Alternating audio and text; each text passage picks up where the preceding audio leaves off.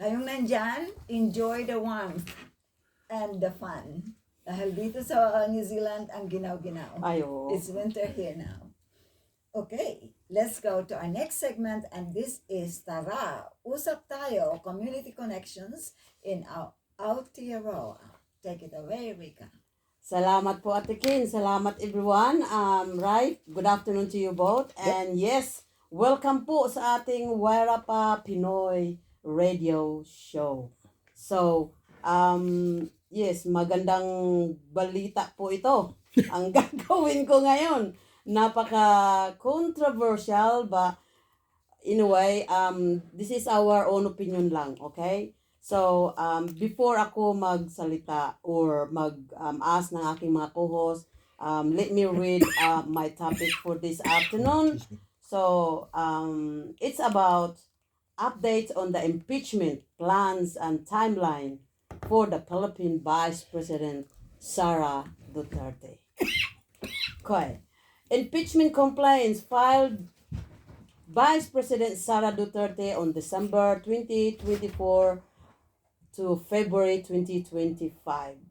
So, December 2 and 4, 2024, two separate impeachment complaints were lodged in the House of Representatives, one by a coalition including Tindig, Pilipinas, and Magdalo, and another backup by the Makabayan Bloc, alleging misuse of confidential funds of 612.5 million peso, threats to kill President Marcos Jr.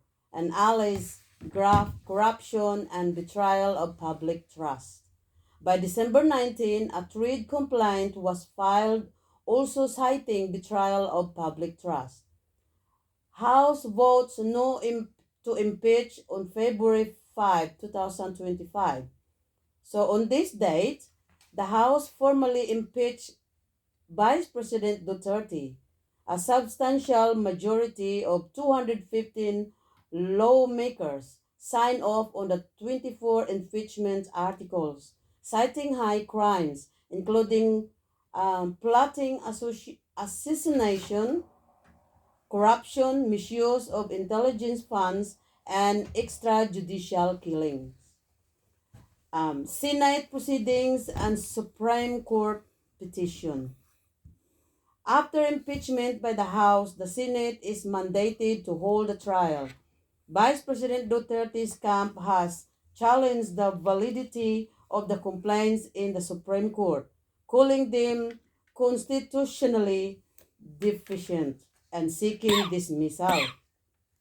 Senate President Chis Escudero set a tentative trial start for July 30, 2025, once the newly elected senators are seated. Now, Senate returns articles to the House on June 10, 2025, which is recently. On June 10, on the date of June 10, 2025, the Senate convened as an impeachment court, opted not to begin the trial. Instead, 17 senators, led by Escudero, voted to return the impeachment articles to the House, citing legal ambiguities over procedural issues. The Senate clarified this isn't dismissal. Vice President Duterte remains summoned for trial when procedural irregularities are addressed. The move sparked criticism from Senator Risa Hontiveros, who argued a constitutional duty exists to convene and try the case immediately. House of Representatives must recertify or amend the impeachment complaints in light of legal issues flagged by the Senate. Once refiled or amended, the Senate trial can then proceed. Debate continues. Some see the impeachment as politically motivated, intended to toward Duterte's likely 2028 presidential run.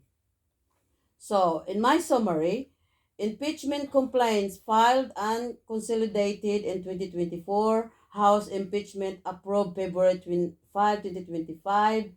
Now, court challenges ongoing in the Supreme Court regarding procedural flaws. Senate action June 10, 2025. Articles return trial delayed. Next steps, House must recertify. Trial tentatively set post mid-year. And then final take, Vice President Sara Duterte's impeachment is active but temporarily stalled. Procedural issues, not a lack of substance, brought the process to a pause. The House must now correct those, after which the Senate will resume trial. The outcome will shape not only her career but broader political dynamics ahead of the 2028 election. So, anong masasabi natin dito mga co-host? Ang recently lang ngayon, yun na nga, ongoing ngayon, si Risa Hontiveros kasi ang nag-post nito na they will condemn ang kaso ni Sara Duterte na being impeached. na gagawin na agad immediately, kumbaga forthwith pala. So, di ba? Ano mo maidagdag nyo dito? Ano ba talaga ang totoo? Yes, we'll soon find out. Di ba? Binabalik na nila yung sa House of Representatives. of Representative yung complaint. So, malalaman natin doon. Kasi si Sara, sabi niya, I want a bloodbath talaga. So, therefore, marami siguro siyang mga evidence or sila may accuse na walang katotohanan. You never know. Diba? So, malay natin, marami daw siyang mga ang tawag nito. Kasi sila, awan ko lang kung totoo ba tong narinig ko na they were creating fraud signature, something like that. And then para lang yung mga binibigyan ni BP na mga pera sa confidential fund. So, yun ang nga pinag-aagyuhan nila, di ba? Bakit nila inaano si Sara, samantalang sila naman lahat may mga confidential fund eh. Kung sasabihin nila, hindi na yan confidential fund, di ba po? Ano ba? Sa talaga? Yeah. Ikaw, Ray. Alin? Speak up. Wala, may bias kasi eh. So, yan ang mahirap. Kung may mga biases tayo, like we favor Sara or we favor the opposition. Hindi. Si Sara actually was meant to be part of the ruling party or ruling government. Yeah. Unfortunately, may breakdown within the coalition. Kaya ngayon, ano na siya. So, bali ano ba? Parang opposition na siya ngayon. Parang siya ngayon lumalabas na opposition na. Definitely. Yeah. So, which is quite ironic. Yeah. Because she's meant to be part of the government. As long as she's not impeached, vice president pa rin siya. Diba? Elected siya. As an elected person siya. So, regardless na na-impeach siya, pero Hindi. I mean, Pag hindi na-impeach pa- siya, hindi wala pa na siya siguro. na-impeach eh. Wala. So now she still has the power, whatever is that's the why she power fight as- for it. Because as VP. once ma-impeach siya, hindi na siya pwede makatakbo. Kahit ano-ano man yung role sa government. Pwede. Pwede pa rin makatakbo. Like what? Si Gloria, si Joseph Estrada, na-impeach naman yun eh. Pero tumakbo pa rin siya eh. That's what I know. Hindi Ang ano lang is, matanggal siya as VP. Yeah, matanggal Pero na sa siya. next Sa election, next run, yeah, pwede pa rin siya tumakbo. pwede pa rin siyang tumakbo. Pero ang gusto But nilang he is mangyari impeached for kasi this period. ito interpretation lang so hindi tayo pwedeng i-quote dito tapos kung gusto man nila tayong kasuhan problema na nila yon. Basta public opinion lang po ito or personal opinion lang po ito. Gusto lang talaga nilang tanggalin si BP Duterte para wala siya sa ruling party. Matanggal siya sa sa government para hindi niya magamit yung makinarya ng gobyerno pagdating ng 2028 na halalan. So, syempre kung sino man yung incumbent, mas malaki kasi ang chance if you're going to use the government's machinery to run your campaigns. Because you've got the power still, you've got the network. Yung network ang gagamitin dyan eh. So, matagal pa actually, di ba? 2028 pa. Oh, 3 years from now pa. Yeah. Kaya nga mid-year ngayon eh. Oh. So, ibig sabihin, pang 3 years pa lang nila. Oo, exactly. So, kaya kailangan nga i-impeach eh. Ano nga, si Gloria noon dati, impeach din eh. Pati nga, But you know how she was alleged misuse of confidential funds? yes.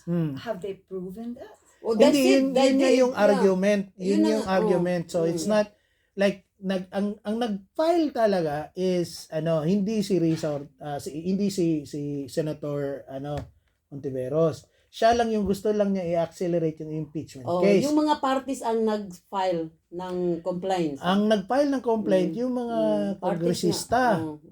So, nilodge nila sa Congress. So, na-approve sa Congress, nilipat sa Senate. Yes. Tapos ngayon, ang ginawa ng Senate, nagbotohan sila doon, binalik sa Congress. Binalik nga nila. Para to recertify kung may validity ba yung impeachment case. Yes. Before they will make it into a trial in Senate. Kasi ang mangyari niyan, ang Senate yung magiging trial. Pero yung nag-lodge ng complaint is from the Congress. Because I would have thought they would have proven that she misused the funds before they would have a case of impeachment. Oh, yun nga. So dapat meron silang proof of Proof sila. Kung parang na-agree na it's done and dusted. Yeah, talagang they believe they have fraud. proof kasi otherwise hindi nila itutuloy yung complaint, di ba? So they believe they have proof. Pero Sara din, ang gusto din niya na magsalita siya. Because like you would think bago impeachment yun nga may case na this is what she did, and if they have proven that, then Sarah would have accepted na yan yung totoo. No. If she's still battling it, Yeah, hindi pa tapos yung hindi ano. nga. Hindi, yun yung yun point ang ng pinaglaban. Hindi, yun yung point ng trial. Yun ang Ang point dito kasi is hindi nila ma-substantiate nga yung mga evidences for the complaint. Yes, tama. So kaya binalik sa Congress to recertify whether there is validity in those complaints, substantiated ba ng mga evidences nila To warrant the impeachment. to warrant the impeachment trial. Hindi yung mismong impeachment, yung trial pa. Ang tanong dyan, matutuloy ba sa 20th Congress? Hindi, yan ang malaking tanong. Definitely ako in my point of view kasi ganito yan eh. If you look at the political system at the moment, karamihan sa Congress, member of Congress, nasa ruling party. So pwede talaga nilang i-recertify, meron kaming ebidensya, i-trial nyo na. Hindi diretso impeach, trial. Trial pa. Para to substantiate, kasi kailangan pa rin bigyan ng karapatan si Bibi Sara to defend herself. Yes, So exactly. for the meantime that nothing is proven that this is going, she's still the VP, diba? Yes, she is. So she's not suspended or anything. Yeah, she's not suspended or anything. So she's still part of the ruling party. She still operates however she operates. Yes. Yeah. In a way, it's chaotic kasi It is, supposedly unfortunately. ruling Hindi, parties ang should be ano man yan, working kasi together. ganito yan. So, previously dual yung role ni Sara. So, she's the vice president, so you have the functions of the office of the vice president. Pangalawa, siya din yung secretary ng education. Pero Tinanggal na sa kanya yung nag-resign siya. tinanggal siya. Tinanggal ba siya? As far as I know, she resigned because there's something smelly doon nangyari. Associated nga yung misuse of confidential funds. Related yun, di ba? Doon niya ginamit sa Department of Education. So, yung mga confidential funds. Yan ang mahirap kasi ng confidential funds. Kasi confidential nga siya. Bakit naman kasi tinawag na confidential funds? Kasi yan, yung confidential funds is very, very well known in practices in government, not just in the Philippines. Lahat meron. Ang design kasi niyan is to pay off people or particular programs na kailangan i-push through ba. Usually, mga man yan, yung halimbawa, if there's an agreement, to let us say capture someone, the dalawa yung approach eh. So I'll just use an example about bounty hunting. So pwede yung so yung confidential funds pwede talagang gamitin yun for as premyo doon sa ulo nung huhulihin. Okay. So pero ang question nila, Department of Education kasi yan. Hindi naman military o police yan. So parang mishandling of funds. Yes, tama. So kung saan napunta yung mga pera, Kaya yun, alleged misuse of confidential financial funds, misuse, hindi yung ginamit niya na misuse talaga, misappropriation pa. So like any other, so yan political ploy lang naman talaga yan. Meaning they really want to remove VP Sara because, and this is just my personal opinion, kasi siya na kasi ang next na candidate for presidency. She's a threat for the next 2028. So siya kasi marami ang magtatakbo ng presidential eh. So, una na doon, si Risa Hontiveros. Yun. Alam ko yun. Tatakbo siya 2028. Parang personal mo, kilala yun. hindi. Kasi ang alam ko, kaya nga nanggaling sa Congress yan, kasi nga, si Romualdez, yung Speaker of the House. Yung Speaker of the House is a powerful role, si right? Martin Romualdez. Kasi kamag-anak niya yan eh. Pinsan ni Bongbong. Bongbong, president. Okay. Yung incumbent president. Yes. So, very tricky yan sa na topic. Kasi yan eh, kanya-kanyang bias ba? Bata pa ba yung Martin Romualdez? Middle age. Bata. To consider as a political personality, bata yan. Bata yan siya. So, in his middle age, yes. Lalaki rin ang sweldo ng politicians natin. Hindi yan. Kasi ginugol ko yung salary ng speaker. It's quite big. Magkano? Per month, 300,000 pesos. Ang liit niyan. Maliit pa yan. Oo. Ang liit niyan. You got Every to month. So, Every month 300,000 pesos, yung chief engineer ng isang gobyerno nga, nasa mga 50 mil na. 300,000. Yan nga, 50,000 yung sa chief engineer. Chief engineer! Ayun. Salary grade, ano lang yan sila? 19, 20? Ano lang naman yung congressman? Salary grade 24? So, there's salary grades in government sector. Yes. Ang pinakamataas yung presidente, syempre. Of course, Tapos speaker, pangatlo pala siya from the president.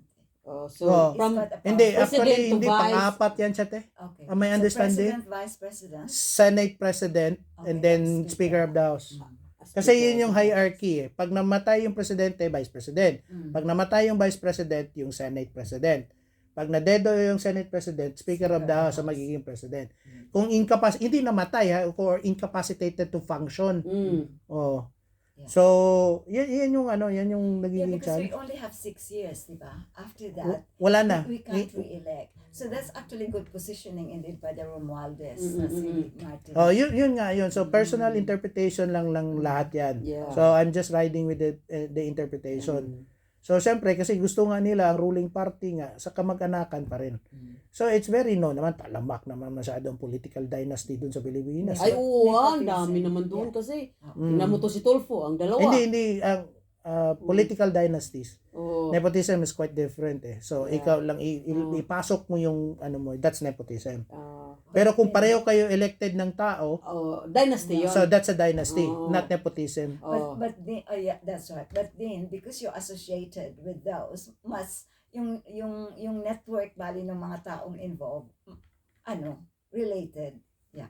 So like say Bongbong, for example, say Romualdez, kilala na sila na that's a political dynasty as well. Kingdom. Kasi ganun din sa, I think sa Pasay, yung mayor doon. Sino? Si Vico? Si Oxtero yata yung, kung ano yung surname nila. Basta, it passed on from the dad to the children. Dami. Mga political dynasty, family dynasties, ang dami. Yeah. You don't need to shy away kasi pati Duterte ganun din eh. But it would be good if they are really doing well. If they are doing, that's right. That's what we want. Mga taong bayan ng gusto nila, di ba? Not just enriching themselves. Tama. Pero siyempre, kailan ka lang nakakita ng politician na hindi yumaman? Sige daw eh. Yun lang. Okay, subukan nyo. Sa personal experiences ninyo, nakita ninyo, meron bang politician from the barangay captain level pataas Oh, na hindi umasenso. talaga. Sige, bigyan mo ako ng isang example. Duterte? Then, lalong yumayaman mga Si Martin. Si ano ba? I'm barangay talking captain about sa si atin, eh. Tatay Digong Ha? ba? Well, di ba yung Kaya nga- bahay niya? Ganun pa rin yung bahay niya? Oo, hindi naman yan sa isa lang na bahay. Oo. Ang dami niya bahay, hindi mo lang alam. Yeah. Oh, yun lang. Yeah. Mm. Siyempre, hindi nila Oh. Political Paano na yung ron, bahay diba? niya sa Amerika? So, paano yung bahay niya sa ano? Hindi yan. Hmm. Kaya nga, kahit barangay captain niya, may bahay dito, tapos may bahay pa sa kabilang bayan. Barangay captain lang yan, ha? So, So, sino yung kilala mong barangay captain na mahirap dati tapos yumaman? yun yung ano. Yeah. So, meron ako ngayon isang particular na barangay captain at saka isang municipal mayor na inoobserbahan ko ngayon. Hmm. Kasi sila, ano talaga, galing talaga sa hirap. Oo. So, he was voted in as municipal mayor. I will not mention any name, baka magiging controversial eh. Oh. Pero inoobserbahan ko ngayon kung ano yung magagawa niya Yeah. within that ano. Kasi, Recently lang ba siya nanalo? yung bago lang. Ang bago. Tapos, tinalo niya yung incumbent. Hindi. Yung kamag-anak ng incumbent kasi naka 3 terms na yung mayor, so hindi na pwedeng tumakbo. So, yung pinatakbo, yung parang kapatid o pinsan, kinalaban niya ngayon. Nanalo siya. Hmm. Parang lumalabas kasi siya doon sa parang kwento, para siyang Robin Hood. Oo. So, gustong-gusto ng mga tao yan yung, lumalaban para sa mga mahirap. Yung lumalaban sa In ha? Davao or? No, I won't mention any place kasi mabuko ako eh. Mabuko siya. Mabuko ako eh. Basta recently lang siya So- nanalo. So for mayor ano, yung term nila is that 3 years? Yes, 3 3 years years sila din. mga Oh. mayor. Every 3 Pati years. pati mga ano, Barangay captains. barangay captain, At yes. saka councilors. Oh. Yeah. Congressman, 3 years. Oh, Okay. 3 Yeah, years din. Ang Pero 6 Senate- years lang, Senate, diba? ang 6 years, Senate at saka Yeah. President o President. Vice President. Oh, right. Okay. So Pero single term lang sila. yeah. So, yes, yung single mga 3 terms, years yeah. up to 3 terms. Okay, 3 terms. 3 Okay. terms, Yeah. So, 9 years yun in total. Mm. So, yun yung difference. Okay. So, ang Senate, first 12, 6 years. Second 12, yung mid-year election, 6 years. Mm. Pero they're only allowed to run Once. 3 times. Once. Hindi, 3 times. 3 times. Ang Senate. Senate. Ang presidential lang ang once. Mm. Okay. Oh, well, that's a good topic for this afternoon. Very Hindi, good topic. controversial masyado yan. Matamaan na. Baka meron tayong dito, sniper. Hindi naman kasi we're just talking based on what I've researched. Hindi, basta diba? yung bias, wag mo lang ipalata kung kanino ka pabor. Obvious masyado eh. By the way, may another pala akong topic. Pero idagdag ko na lang ito, saglit lang. So, regarding Tatay Digong, so na-approve na po yung release interim niya. So, which is really good. So, hindi namin alam o hindi natin alam kung saan siya ilalagay. But definitely na in the Philippines. So he'll be released from the Hague. Interim release until continuous yung kaso niya. O wala pang accused, di ba? Wala Pero pa. hindi siya makakauwi sa Philippines. No, Hindi. hindi. Pero at least hindi malayo kumpara sa dahig. Hindi, ganun din. Ganun din. Ayaw lang talaga nila pabalikin sa Pilipinas kasi maka-influence nga sa eleksyon. Okay. So, you know where he's going? Nobody knows. Okay. Nobody knows. So, yun lang po. So, before I give you back the microphone natin. Shout out lang po ako kay Angeline Galvez. Today is her birthday. Happy 40th birthday, Angeline. And tumatawag kami sa iyo kanina pero you're unable to answer the phone. But I think before I put the phone down, I give back to Ryan. Maybe he will ring me. You will ring her? Okay, Yeah, Angeline, let me try just hold on. Yeah, Ah, because sige. you were meant to give her a surprise. Yeah. Sige daw, subukan natin ulit. Subukan natin ulit.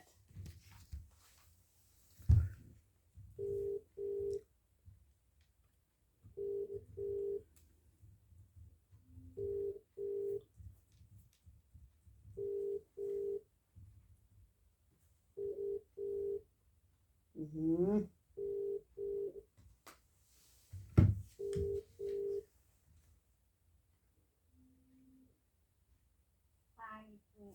Ah, wala. Di bale, di bale. But anyway, Angeline, yes, happy birthday again to you. And shout out lang po ako sa aking ka-churchmate sa Masterton GIL, mga brothers and sisters, thank you po sa pagsalo-salo again on Sunday. And yes, I'll see you again on Wednesday night sa aming night of prayer. Alright, so yun lang po. Balik to you, Ate Ken. Okay, welcome back.